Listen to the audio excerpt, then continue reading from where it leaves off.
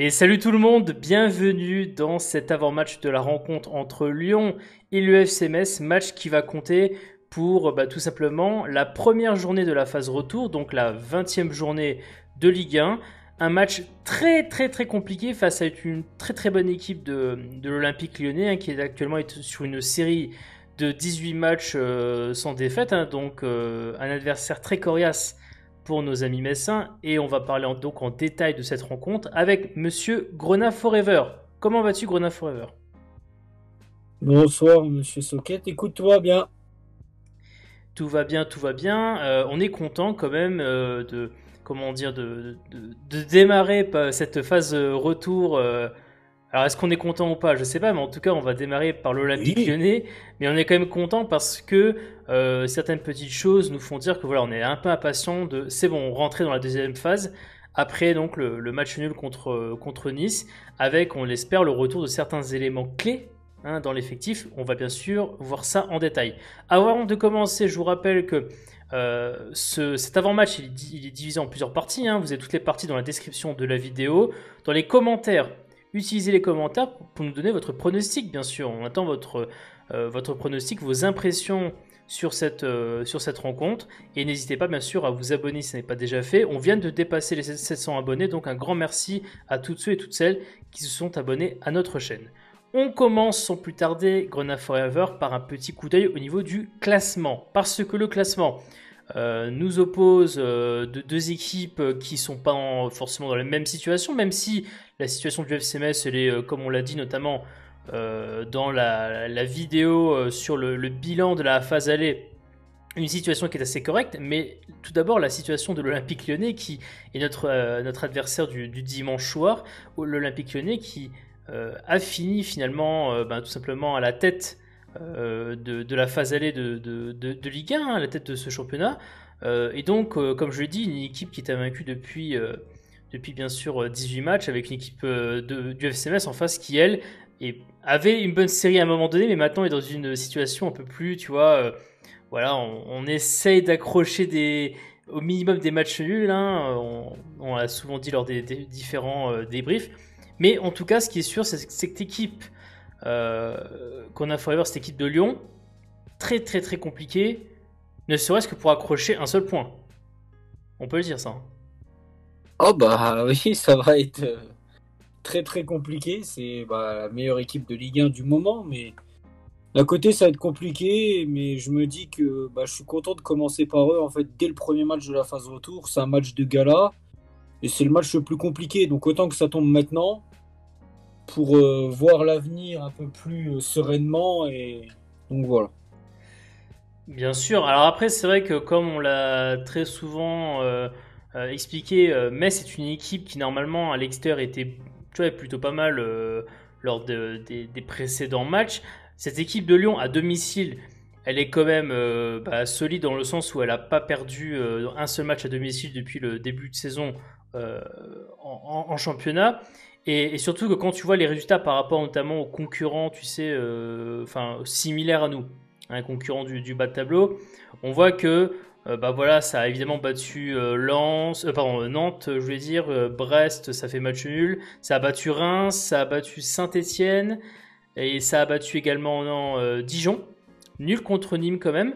Donc on voit quand même que cette équipe de Lyon, Grenat Forever, des fois, elle arrive à vraiment mettre à terre, tu sais, des équipes un peu de notre standing, si on veut. D'autres fois, c'est un peu plus compliqué quand même. C'est assez serré quand tu vois le match contre Brest.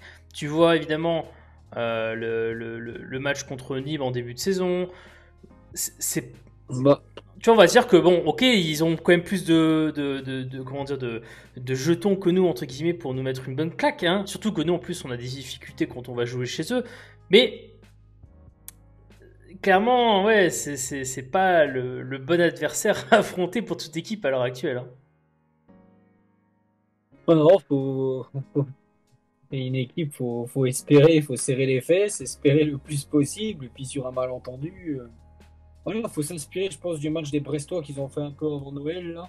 Oui, c'est ça, oui. Même si c'est pas, voilà, Brest est une équipe qui joue toujours de la même façon, peu importe l'équipe, donc, Mais sur le match-là, bah voilà, ils ont eu deux, trois occasions, un peu de chance, un penalty, bah, tout combiné, et ça permet de ramener un seul point. Donc il faudrait en fait avoir ce genre de scénario un peu où tu as un réalisme froid, un petit peu de chance des deux côtés du terrain, et pour espérer ramener quelque chose, quoi. Espérer ramener quelque chose, Ne serait-ce qu'un point, parce que Ouais, c'est ça. ça sera déjà un grand exploit contre ce Lyon du moment, quoi. C'est sûr, d'autant que nous, on est dans une situation où sur les derniers matchs, on a pu gagner depuis le match contre Lens qui avait lieu à domicile. Quand on est à l'extérieur, il faut donc remonter au match de Montpellier hein, qui avait eu lieu juste avant le match contre Lens. C'est vrai que la dernière prestation à l'extérieur, ça avait été contre Rennes. Le match perdu 1-0 à Rennes. Et donc, effectivement, là, on est sur 3 matchs sans victoire, surtout 3 matchs où il y a eu comme une difficulté à marquer. Hein. Alors même si le système, comme on l'a dit, fait beaucoup, mais c'est vrai que ce système-là ne s'est pas empêché de prendre un but contre Rennes. Donc il faut, on va dire, encore une fois, essayer de, comme tu dis, de limiter la casse. Et ça va être clairement pas simple pour le FC Metz. Au niveau des compositions Grenat Forever, bien évidemment, petit rappel sur ce qui se passe du côté de Lyon, parce que Lyon, bien sûr, a communiqué son groupe pour le match contre Metz. À noter quand même qu'il y a eu un départ, tu sais, sur la rotation, parce que Dembélé est parti du côté de l'Espagne, puisqu'il a été prêté à l'Atlético Madrid, et qui, on va dire, allège, si on veut, les rotations côté Lyon en termes d'attaque, même si, bien évidemment, que quand vous prenez notamment les derniers 11 pratiqués par l'Olympique lyonnais dans son on peut dire traditionnel 4-3-3 que l'on observe depuis quand même pas mal de matchs hein, et qui fonctionne très très bien quand tu vois les résultats. On ne devrait pas non plus avoir, je dirais, grande surprise au niveau de la philosophie de jeu, sachant qu'en plus, alors ils savent une chose importante, c'est que le match aller qui s'est passé à Saint-Symphorien, qui a eu lieu il n'y a pas si longtemps quand même, hein, Grenat Forever. Le match aller qui a eu lieu lors de la Même pas 13e journée. 13e journée, on est, un mois. ouais, c'est ça, début décembre. Avait révélé quand même que Metz était une équipe qui, mine de rien, voilà, était aussi vulnérable sur les frappes de loin, par exemple, hein, pour ne citer que ça. Dans les jeux de transition aussi, on s'est fait comme un peu marcher dessus. Dans l'intensité aussi, donc Lyon n'a pas en soi besoin, tu vois, de changer de philosophie de jeu. En gros, peu importe ce que l'on va mettre sur le terrain, ils ont compris que nous, on va jouer défensivement, tu vois, face à eux, et ils vont pas chercher, entre guillemets, tu vois, à se creuser les ménages pour savoir, ouais, comment est-ce qu'on va battre cette équipe de Metz, tu vois. Non, mais de toute façon, ils ont une équipe type depuis. Rudy Garcia trouve son équipe type depuis 3 mois et demi.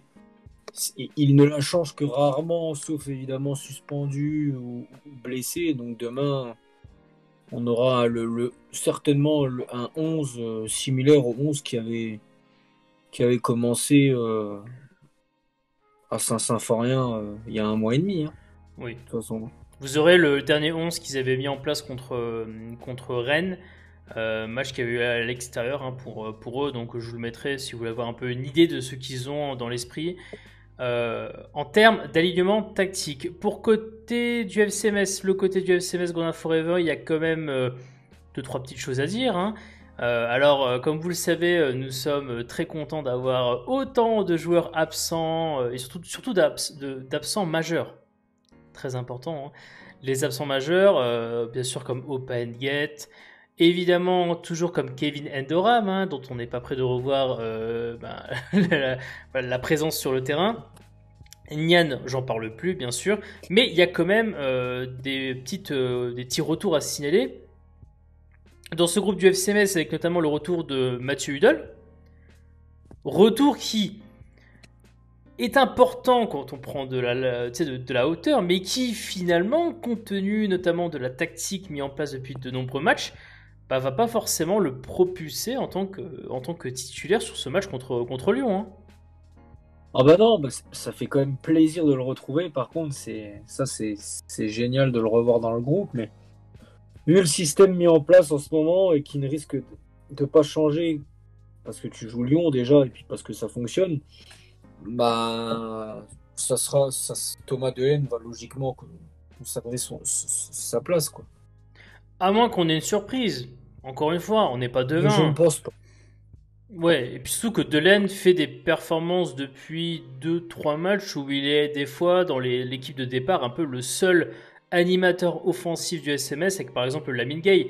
Mais bon, comme l'avant-centre depuis les deux-trois derniers matchs est un peu dans la panade, hein, comme on dit, euh, c'est sûr que ce serait un peu pas très respectueux pour Delaine de le sortir et de remettre Rudol, en tout cas dans cette configuration tactique à 5 défenseurs, que par exemple celle que Mhm. l'on avait vue contre Bordeaux ou contre Nice. Il y a eu aussi un autre retour qui a été annoncé, même si il faut s'en méfier, c'est le retour de Farid Boulaya. Boulaya qui, je vous rappelle, a été absent notamment durant les rencontres de Bordeaux et de Nice. Pour cause comment dire, de Covid-19, puisque le monsieur l'a chopé certainement durant la période des fêtes, hein, et qui fait que on se retrouve dans une situation un peu compliquée pour Bordeaux et pour Nice, où on doit un peu bricoler offensivement, et ça n'a malheureusement pas été extraordinaire, mais on a quand même réussi à choper 2 points sur 6 à l'issue de ces deux rencontres. Et donc Farid Boulaya qui est convoqué dans le groupe. Sachant que je rappelle que ce groupe n'est pas un groupe de 20 joueurs, mais bien un groupe de 21 joueurs, qui va donc être amené à 20 joueurs sur la feuille de match, et que je sais que certains Grenade Faveur ont dit que c'est peut-être à cause du dol, mais en réalité, je pense que cette question de 21 joueurs, elle est plus peut-être problématique pour Farid Boulaya, hein, en réalité. Est-ce que tu peux nous expliquer la raison pour laquelle il y a Ah cette oui, oui, non, mais interrogation? pour Farid Boulaya, parce que si vous avez suivi un peu sur les réseaux sociaux, le FCMS a demandé une dérogation à la LFP. Je ne connais pas trop les règlements, hein, pour les retours, mais ils auraient demandé une dérogation à la LFP pour que Farid Boulaya soit dans le groupe à Lyon. Dérogation qui a été accordée parce que sinon il ne le serait pas.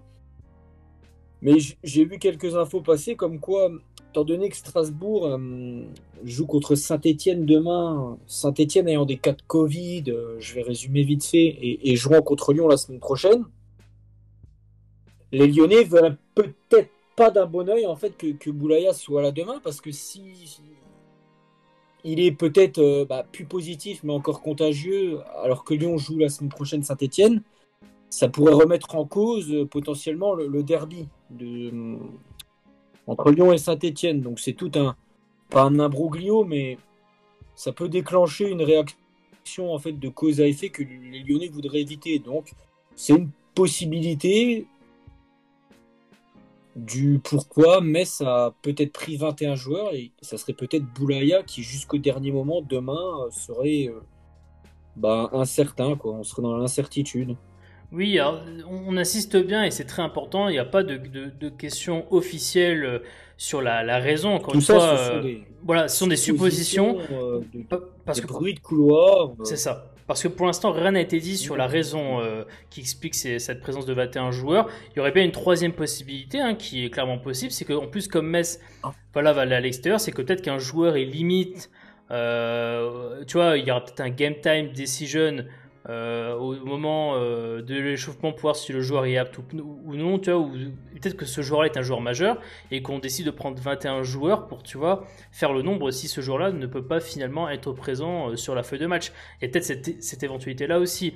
En tout cas, ce qui est sûr, c'est qu'à l'heure actuelle, il n'y a pas de raison, semble-t-il, sauf si bien sûr vous les trouvez, notamment chez certains médias, et dans ce cas-là, vous pouvez les dire dans les commentaires, bien sûr. Mais au moment où on fait cet avant-match, on est quelques minutes après l'annonce du groupe du FCMS, et donc forcément, on n'a pas le retour officiel sur la raison de la présence de 21 joueurs au lieu de 20 dans l'annonce faite par le FCMS. En tout cas, ce qui est sûr, c'est que normalement, et on l'a dit à de très nombreuses reprises depuis le début de cet avant-match, que normalement le FCMS ne va pas changer sa philosophie tactique avec toujours ce système à 5 défenseurs en s'appuyant surtout parmi ces 5 défenseurs sur le poste notamment comment dire de latéral gauche, piston gauche qui est normalement Thomas Delaine et qui justement va avoir une grande liberté pour attaquer on va un peu plus se délester de l'aspect défensif et donc il y aura beaucoup de liberté pour essayer d'attaquer, pour accompagner les actions offensives. Beaucoup plus entre guillemets que Fabien Santon sur le côté droit. D'ailleurs, Fabien Santon, à qui nous souhaitons un bon anniversaire par la même occasion. Et donc, ce qui fait que lui, forcément, Fabien Santonze va pouvoir aussi accompagner les actions offensives, mais il aura aussi comme une responsabilité aussi défensive dans ce match. En tout cas, normalement, à moins qu'on décide de nous faire une surprise en nous mettant un Matarsar au milieu de terrain, mais à mon avis, par rapport à ce qui s'est passé lors du dernier match entre Metz et Lyon, je pense qu'on va pas à nouveau avoir ce cas de figure, hein, Grana Forever. Donc normalement il n'y aura pas de surprise dans le 11 de départ, si ça n'est effectivement peut-être voilà, la présence de Boulaya qui va remplacer normalement Maziz par rapport au match précédent. Enfin, ça c'est même sûr, hein. S'il est là. C'est ça, si Fight Boulaya est là, encore une fois on met une hypothèse dessus. Et bien sûr, Delaine devrait normalement jouer, à moins qu'on décide de mettre Udol pour renforcer encore plus défensivement. C'est pas impossible, c'est pas forcément vraisemblable, mais c'est pas impossible. Donc il faut évidemment garder à l'esprit toutes les hypothèses possibles. D'autant qu'il y aura aussi une question sur l'attaque, hein, l'attaque en pointe. C'était Leia Iseka lors des matchs précédents. Est-ce que ça pourrait être Yad par exemple en pointe, hein, ne sait-on jamais, hein. Ça, c'est la seule incertitude. On sait que la Mingay sera titulaire, ça c'est acté à quasiment 95%. C'est toujours la même chose. Qui pourra l'accompagner? Iseka, comme sur les 2 derniers matchs. On en a dit ce qu'on en a pensé. Après, vu ce qui a été dit en conférence de presse, ça serait pas illogique de le voir titulaire demain, hein, encore une fois. Donc, ouais, c'est par rapport à ce qu'a dit Antonetti, comme quoi il semblerait qu'il fasse des choses extraordinaires par rapport au. Qui fait des choses qui sortent de l'ordinaire, voilà. Autant le mettre en prime time à 21h contre Lyon, qu'on ait un avis définitif à avoir sur le monsieur, et puis ou une surprise venue du chapeau, encore avec un Thierry Ambrose par exemple. Alors, santé. Je sais pas. Non mais bon, en tout cas, il y a, on va dire, à 3 postes des possibilités où on peut voir des choses nouvelles. En tout cas, on a un peu fini sur l'aspect tactique, on va terminer sur le pronostic, parce que le pronostic va pas forcément être joli à voir. Mais quel est ton pronostic, Grena Forever, pour ce match? Victoire, je pense 2-0 de l'Olympique Lyonnais. Ah, j'ai cru qu'il allait me dire victoire 2-0 du FC Metz, hein, parce que tu sais, Grena Forever, il est un peu fou. Depuis quelques matchs, il va par-ci par-là comme ça. Donc 2-0 pour l'Olympique Lyonnais. Je pense qu'on va tenir, mais l'édifice va finir par craquer. Puis comme d'hab, quand l'édifice va finir par craquer sur un coup du sort, parce qu'il y a toujours un coup du sort qui nous est défavorable quand on joue contre cette équipe. Tout à fait, arbitrage, exclusion. Les affrontements. Bien sûr. Donc je pense qu'on va craquer sur un petit coup du sort et puis on en prendra un en fin de match, histoire de clore un peu la fête. Mais je pense une victoire assez logique. Donc j'espère me tromper. Évidemment, c'est tout ce que je souhaite. Mais voilà, 2-0. Ce qui n'est pas non plus un score immense pour le goal average. Et puis bon, voilà quoi. Bah écoute, je vais dire un partout. Je vais dire un partout. C'est con, hein. Mais un partout parce que déjà, tu parles des coups du sort. C'est vrai que nous, on a eu un coup du sort favorable la semaine dernière, hein, contre Nice. J'aimerais bien qu'on ait à nouveau un coup du sort favorable contre Lyon. Et puis, ouais, défensivement, il y a... Ouais, je sais pas, tu vois, défensivement, je trouve qu'il y a quand même plus de certitude que le match aller. Je rappelle quand même que le match aller, on avait aligné déjà, on avait aligné un schéma, il faut le rappeler, un schéma qui n'était pas un système à 5 défenseurs, mais un schéma à 4 défenseurs, hein, contre Lyon. En plus, avec Matarsar en numéro 6, qui était un peu la belle blague, tu sais, de ce début du mois de décembre, hein, on peut le dire. Et donc, je pense que ça va pas forcément changer l'idée qu'a Lyon du match. Ça peut quand même changer un peu la physionomie du match parce que là, on est beaucoup plus défensif et on a beaucoup plus d'armes, entre guillemets, pour peut-être tenir tête défensivement face à Lyon. Donc moi, je dirais un partout. Voilà. Démerdez-vous avec ça. Mais en tout cas... Oui, tu disais ? C'est tout ce qu'on souhaite, hein. J'espère que ça sera ce score-là. On espère évidemment. En tout cas, bien sûr, je vous invite à mettre en commentaire votre pronostic de ce match. Grenade Forever, merci beaucoup d'avoir fait cet avant-match. Merci à toi. Et pour les autres, eh ben, on vous donnera rendez-vous probablement quand mardi matin, si tout se passe bien pour le débrief du match. Je rappelle que ce match aura lieu donc dimanche soir en prime time à 21h. Et donc mardi matin, vous aurez un peu notre opinion sur le déroulé de cette rencontre. D'ici là, portez-vous bien, bien sûr, hein, pensez aux autres, hein, très important, les masques et tout comme vous le savez. Et on se retrouvera pour le débrief. Hein. Allez, à la prochaine et allez le SMS.